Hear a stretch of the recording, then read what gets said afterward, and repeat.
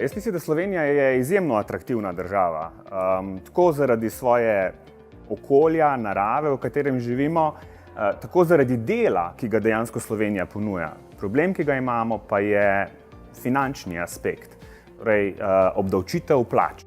Ko govorimo o privabljanju tujcev v Slovenijo, se na bruto plačah najdemo, na neto pa ne.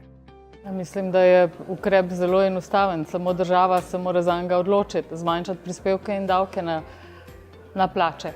Eden najpomembnejših ukrepov je zanesljivo davčni ukrep oziroma vzpostavitev socialne kapice, razvojne kapice, ki bi ta visoko plačana delovna mesta razbremenil. Ta delovna mesta so za delodajalce predraga.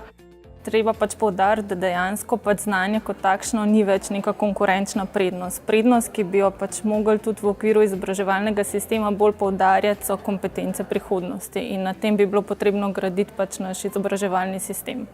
Fleksibilen trg dela je eden izmed ključnih pogojev za konkurenčnost gospodarstva. Konkurenčnost gospodarstva pa je spet en osnovni predpogoj za uravnoteženje vseh deležnikov na trgu dela,